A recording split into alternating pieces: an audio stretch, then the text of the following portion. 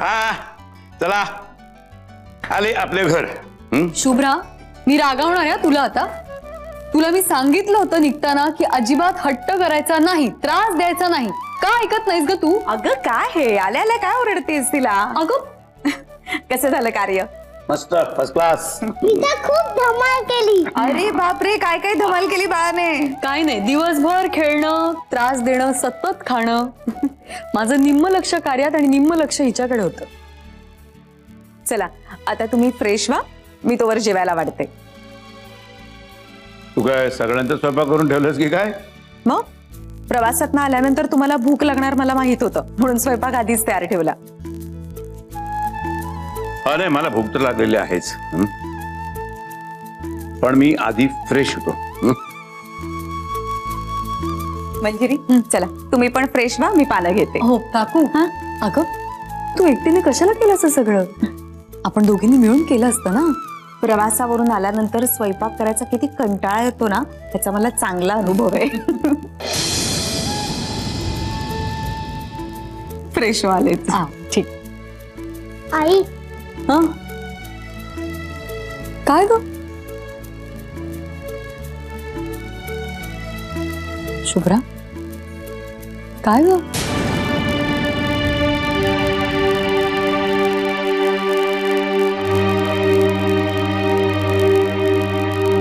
शुभ्रा, अगं काय बोल ना. तुला राग आला का माझा? मी तुला रागावले म्हणून? ते बाबा आला होता ना,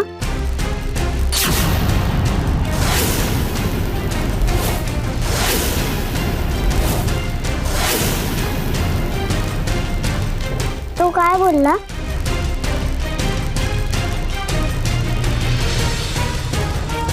जा हातपाय धुवून घे जा. सांग नाही. शुभ्रा, हा काय हट्टीपणा आहे? आई प्लीज सांग ना. काहीच नाही बोलली, फक्त शुभ्रा कधी येणार आहे एवढंच विचारलं मला. म्हणजे आई तू मी आणि बाबा एकत्र येणार? आपण खूप धमाल करूया. आपण फिरायला जायचं आणि गप्पा मारायच्या. शुभ्रा, मी एकदा सांगितलेलं ऐकलं नाहीस का तू? ऐकलं, पण सांग ना बाबा काय बोलला? काय? मी तुला 1000 वेळा सांगितलंय की मी तुझ्या बाबांबद्दल तुला काही सांगणार नाही म्हणून. का का नको विचारू, सांग ना. अगं काय विचारते ती? दे ना तिला तिच्या प्रश्नाचं उत्तर. असं काय करतेस? मला सांग, मी देतो तिच्या प्रश्नाचं उत्तर. अहो काय नाही हो बाबा, सतत काही बाई विचारून भंडावून सोडते मला. आलेच मी. अरे ऐ, तू मला विचार. हा, मी देतो तुला तुझ्या प्रश्नाचं उत्तर. विचार. काय ते? मी नाही विचारणार, कारण मला माहितीये तुम्ही त्या प्रश्नाचं उत्तर देऊ नाही शकत. यश,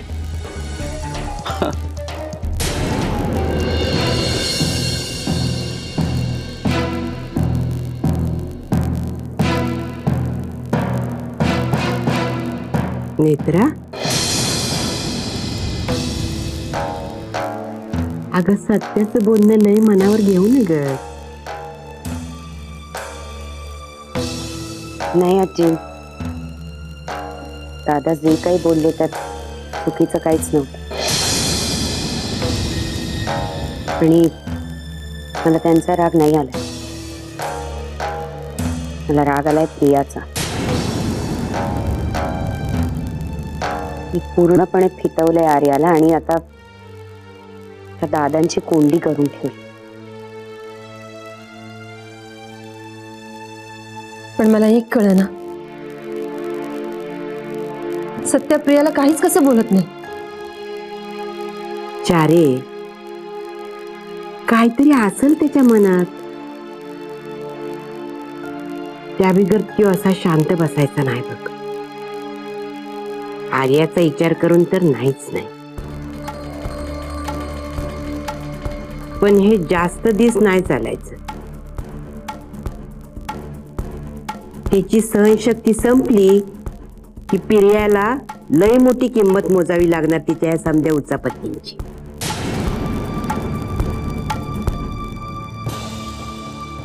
आर्या जीव की प्राण आहे दादांचा, त्यामुळे ह्या सगळ्या प्रकरणात परत एकदा काही अनर्थ घडू नये एवढंच वाटतंय. नाही, माझी खात्री आहे सत्याच्या हातनं अशी आता कोणची बी गोष्ट घडायची नाही की ज्याच्यामुळं त्याचं आणि या घराचं नुकसान होईल. अरे वा, तुम्ही सगळे आधीच येऊन बसलात. माझ्या मम्माने स्पेशल जेवण बनवलंय ना. अगदी बरोबर. चल आपण जेवूया. नेत्रा,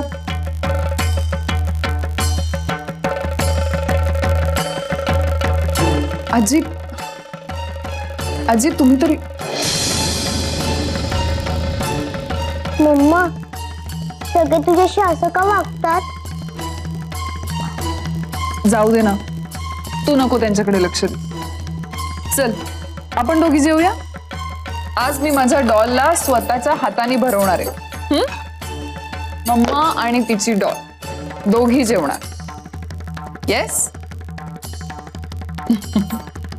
वाव, पहिला घास कोणाचा? मम्माचा. काय? आधी तू खा. आता तुझी टर्न.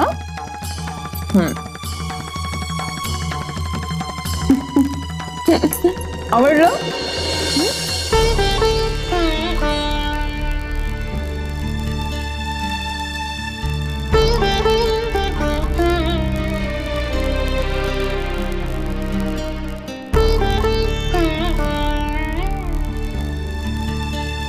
मनो,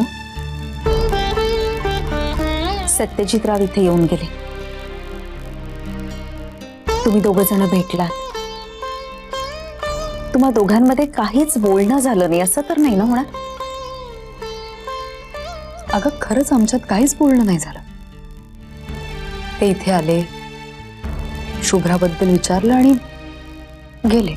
अगं मग तेव्हाच बोलायचं ना त्यांच्याशी. नाही, नको. पुन्हा त्याच विषयांची उजळणी करायला लागू नये म्हणून मी विषयच नाही काढला कुठलाच. चल येते मी. अगं पण ही उजळणी तर होतच राहणार ना. किती दिवस टाळणार आहेस हा विषय तू? तुला कधी ना कधी सामोरं जावंच लागणार आहे. आणि त्या सत्यजितरावांना आपल्याबद्दलची सगळी माहिती. अगं आपण काहीच लपवू शकत नाही आता त्यांच्यापासून. हो, कल्पना आहे मला त्याची. शुभ्राचं काय म्हणणं आहे यावर? शुभ्रा खूप आनंदी आहे. तिचे बाबा बोलले तिच्याशी, त्यांची भेट झाली. खरंच काकू, गेल्या कित्येक वर्षात शुभ्राच्या चेहऱ्यावर इतकं समाधान मी कधीच पाहिलं नव्हतं जे आज दिसतंय. इतक्या सगळ्या गोष्टी घडल्यात आणि तुला काहीच वाटत नाही? आज 7 वर्षांनी सत्यजितराव आणि तू समोरासमोर आला. मी तुझ्या मनाची रुष्टता समजू शकते. झालेल्या गोष्टी इतक्या पटकन विसरून जाणं कोणालाच शक्य नाही. तूही त्याला अपवत नाहीस. पण तुला त्यांच्याशी बोलावं लागेल. मला पण खूप वाटतं का. अगं मग बोल ना. हा मनू, डिवोर्स घेतलेलं काही तुम्ही एकमेव कपल नाही आहात. कित्येकांचे डिवोर्स होतात. पण आयुष्यात माणसं थांबत नाही. वेगवेगळ्या वाटेवरनं पुढे जात असतात. पण तुम्ही दोघेही जिथे होता तिथेच आहात. दोघेही नाही, मी, फक्त मी.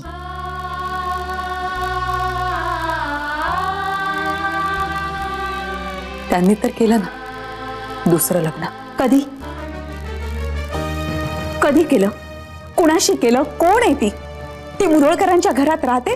ती या जगात आहे का नाही हे सगळे प्रश्न तुलाच पडले होते ना. एकदा सत्यजितरावांशी बोलून घे.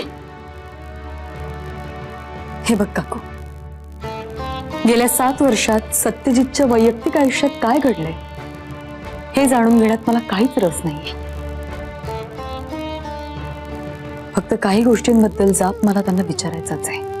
मग कुठल्या गोष्टी तुला जाणून घ्यायच्या? ज्या मुलीचं नाव घ्यायची सुद्धा माझी इच्छा होत नाही ना, तिच्याबद्दल. त्या दोघांबद्दल मला जाणून घ्यायचंय आणि त्यासाठी मी त्यांना भेटणारच आहे. हे बघ, माझं फक्त इतकंच म्हणणं आहे की आता उशीर करू नकोस.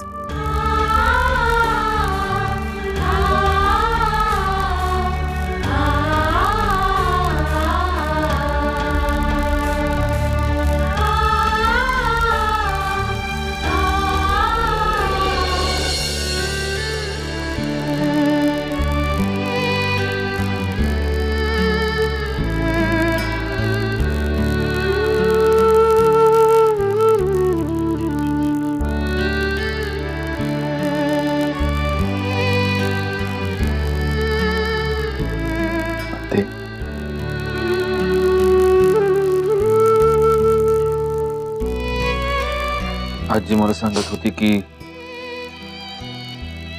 तू घर सोडून जाण्याचं म्हणतेस म्हणून. ते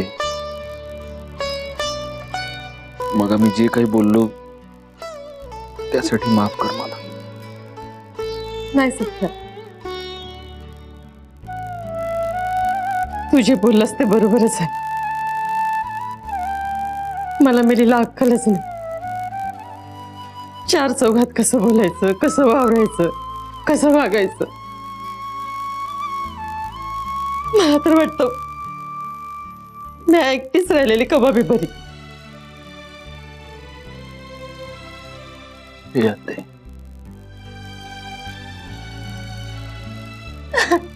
माफ कर म्हणलं ना. अगं हे तुझं घर आहे. तू ये घर सोडून कुठे बी जाणार नाहीस. हे घर सोडून कोणी जाणारच असेल तर ती हलकट प्रिया.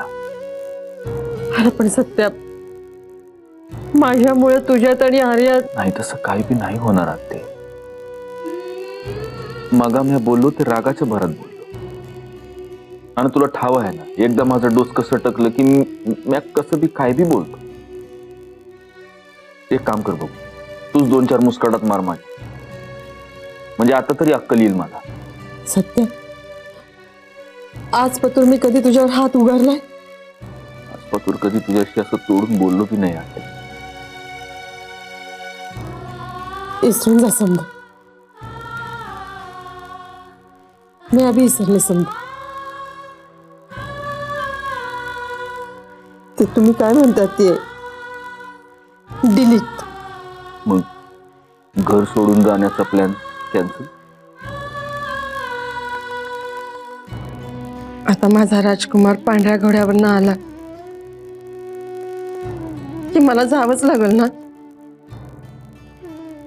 तोपर्यंत हाय मी.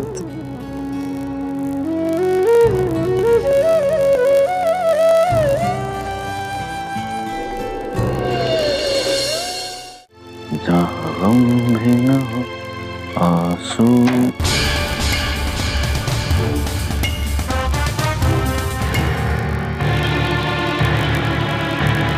काय विचार केलायस प्रियाला घराबाहेर काढण्याबद्दल?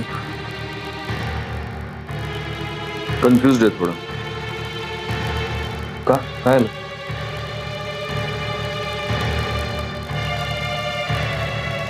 यावेळेचं ऑपरेशन वाटतं इतकं सोपं नाहीये व्यंग, कारण त्याचा थेट संबंध आर्याशी. मग आर्याला सगळं खरं काय ते सांगून टाक ना प्रियाबद्दल. हो, कारण प्रिया कशी आहे हे तिला कळायला हवं. त्या बिचाऱ्या पोरीच्या मनात आईची एक आदर्श इमेज आहे आणि प्रियाने पुढचे 10 जन्म जरी घेतले तरी तिला तसं होता येणार नाहीये. तिची आई तिला कशी टाकून निघून गेली हे तिला कळणं खूप गरजेचं आहे. तुला खरंच हे इतकं सोपं वाटतं व्यंग? अरे आर्याचं वय काय, किती लहान आहे ती. एवढ्या लहान वयात एखाद्या मुलीला हे कळणं की तिची आई तिला जन्म देतात सोडून निघून गेली, किती मोठा शॉक आहे. आणि प्रियाबद्दल सगळं खरं सांगता सांगता तिला जर हेही कळलं की मी तिचा जन्मदाता बाप नाही, तर तो ट्रॉमा किती मोठा असेल याची कल्पना येते तुला. त्यात आर्या खूप सेन्सिटिव्ह मुलगी आहे. तर म्हणून तर हे सगळं अवघड जागेचं दुखणं झालंय माझ्यासाठी. जे काही करायचं ते खूप विचार करून करावं लागेल.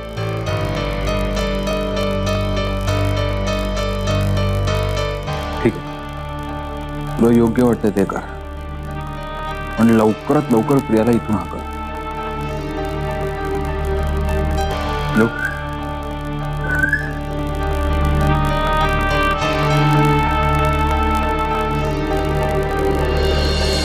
काय सत्यजितराव इथे येऊन गेले? दादाला माहितीये? नाही. वाटलंच मला. दादाला कळलं असतं तर एव्हाना त्यांनी आकाश पाताळ एक केलं असतं. कसं आहे, सत्यजितराव मनू आणि शुभ्राला भेटायला येणार हा अंदाज होताच मला. बरं काय बोलले, काही कळलं का? नाही, म्हणून मला काही सांगितलं नाही. शुभ्राची चौकशी करायला आले होते एवढंच म्हणाले मला. पण तिच्या मनात विचारांची उलटापालट चालू ते कळलं मला. स्वाभाविक आहे ना अंकिता. कसं आहे की आपले विचार ना एखाद्या स्प्रिंग सारखे असतात. ते आपण जितके दाबतो ना तितकेच ते उफाळून बाहेर येतात. सत्यजित रावांना भेटून बऱ्याच गोष्टी क्लिअर करायच्या तसं म्हणत होती ती. गुड. अगं हे आधीच व्हायला हवं होतं. असो, हळूहळू प्रकरण पुढे सरकतंय, हे काय वाईट आहे का? त्या दोघांची भेट होणं हे खूप गरजेचं आहे. पण काय, मागच्या सगळ्या गोष्टी काढून एकमेकांना दूषणं देतील ते दोघं असं वाटतंय तुम्हाला? नाही का, मला या गोष्टीचं टेन्शन नाही. कसं आहे, 7 वर्षाचे हिशोब मागताना किंवा देताना त्या दोघांमध्ये वाद होतील कदाचित. माझं म्हणणं फक्त एवढंच आहे की या दोघांच्या भेटीचा कोणी गैरफायदा घ्यायला नको. तुम्हाला नेमकं काय म्हणायचंय? दादा होळकर. कसं या दोघांच्या भेटण्याने बिथरून जाऊन त्यांनी आणखीन काय करायला नको. सत्यजितराव काय किंवा आपला दादा काय, त्या तांबडे बाबाच्या भक्ताला या दोघांचंही भलं झालेलं कधीच बघवत नाही. आणि त्याने जरी काही केलं नाही तरी प्रिया असेलच ना घडी विस्कटवायला. प्रिया कुठे आहे, कशी आहे, हे बा आपल्याला काहीही माहित नाही. त्यामुळे ती या दोघांमध्ये येऊन काही घोळ घालेल असं मला वाटत नाही. आपल्याला जसं वाटतं तसं जर का सगळं घडत गेलं असतं ना तरी वेळच आली नसती. सगळ्या गोष्टी आपल्या हातात नसतात.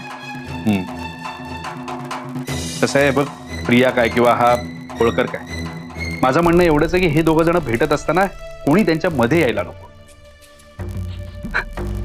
अगं मनू स्वतः तयार झाली आहे सत्यजित रावांशी बोलायला, त्यांना भेटायला. अगं माझं म्हणणं या दोघांच्या भेटी झाल्या पाहिजेत. जे काही बोलायचं ना त्या दोघांमध्ये बोललं गेलं पाहिजे. त्यामध्ये मिठाचा खडा नको पाडायला. तर तो राजकुमार खूप हुशार आणि शूर होता. त्या राजाने त्याला सांगितलं की जंगलाच्या वाटेनी आपल्या राज्यावर हल्ला करायला काही शत्रू येत आहेत, तेव्हा तू जा आणि त्या वाटेवर पाळत ठेव. पाळत म्हणजे काय? हा, पाळत म्हणजे नजर ठेवायची. म्हणजे क्लासमध्ये तुझी टीचर तुझ्यावर ठेवते ना तशी. पण मी गुड गर्ल आहे ना. ऑफकोर्स, माझी डॉल एकदम गुड गर्ल आहे. आपल्या गोष्टीत एक राजकुमारी आहे ना, अगदी तशी. मम्मा, म्हणजे या स्टोरी मध्ये राजकुमारी पण आहे? म्हणजे काय, आपल्या स्टोरीत राजकुमारी पण आहे जी अगदी तुझ्यासारखी आहे. क्यूट, गोड, गोंडस. मग पुढे काय होतं? पुढे तो राजकुमार जंगलात जातो. आर्या, झोपायचं नाही? बाबा थांबा ना, मम्मा मला गोष्ट सांगते, तुम्ही पण ऐका. उशीर झालाय खूप, झोपा. बाबा तुम्ही गाणं म्हणा ना. आर्या, गाणं बिणं काही नाही, झोप गच्चू. गाणं? कोणतं गाणं?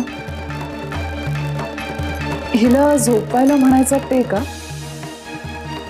म्हणा ना प्लीज. बाबा प्लीज म्हणा ना. प्लीज, मलाही ऐकायचं. झोप.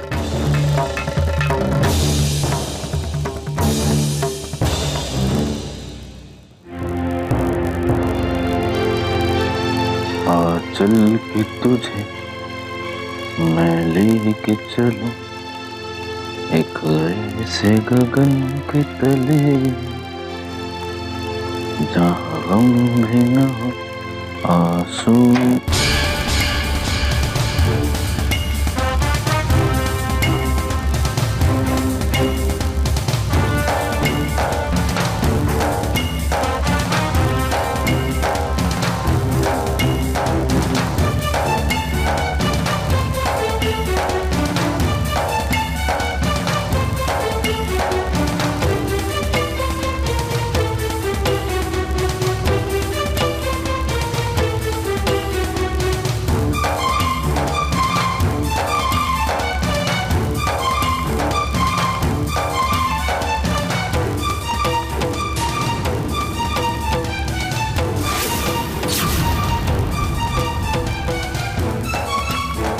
त्या एका क्षणाची मी खूप वाट बघितली. तू, मी आणि आर्या. कदाचित या क्षणासाठीच देवाने जिवंत ठेवलाय मला.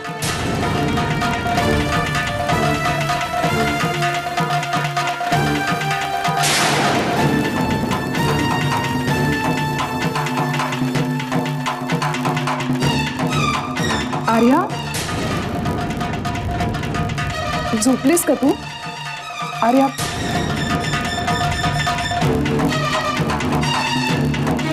झोपली.